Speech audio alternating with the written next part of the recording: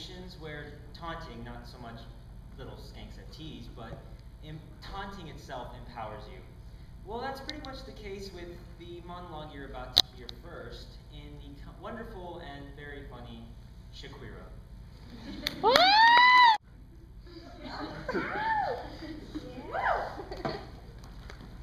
Some parents, well, they just love showing off their children's talents. Some father might say, "Hey, vato, this is Rijo, and he can throw a ball faster than A-Rod, pelao." Being Hispanic, hardly is there an emphasis on anything really that doesn't highlight your masculinity. So when I found out that I had a flair for dancing, you know, I wasn't too sure if that was something any guy could expect their fathers to be proud of. It just so happened one day as I was walking down the hall of my school and this guy whistles and of course I turn around and he yells, "I want a Shaqueera!" Of course it was hurtful and downright mean, but I adapted. I mean, not every guy dancer is gay, right? But doing a 1, 2, 3, 4.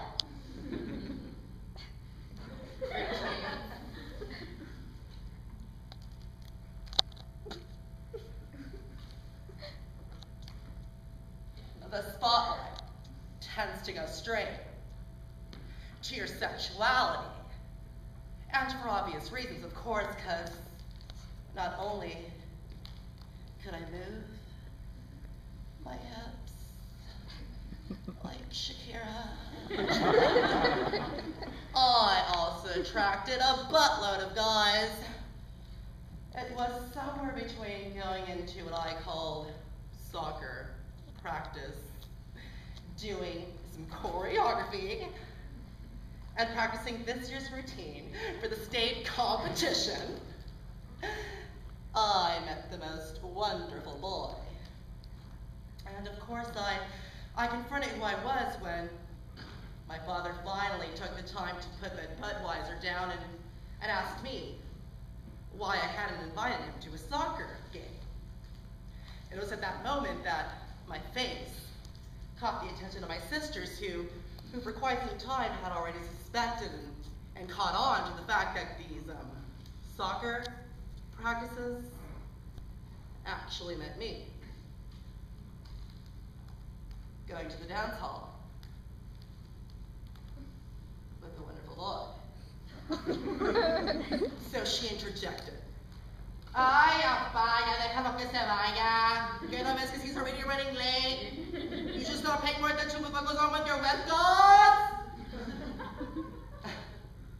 And just like that, before I knew it, I was on my way to, is it soccer practice? No, soccer practice.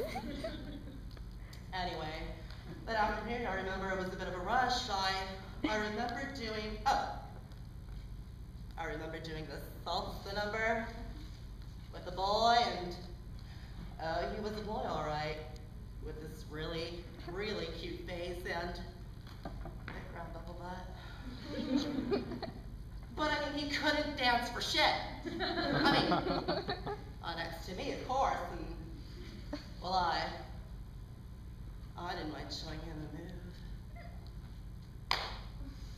or two.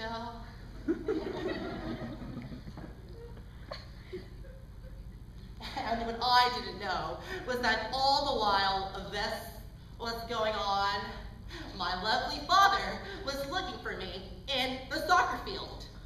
And normal, right? Because if you remember, all this time I'm supposed to be in soccer practice. Well, if I hadn't broken up with the fucking goalie of the soccer team, maybe I would have kept my secret. But no, the fucking closeted goalie was quick to tell my father that I was in the dance hall.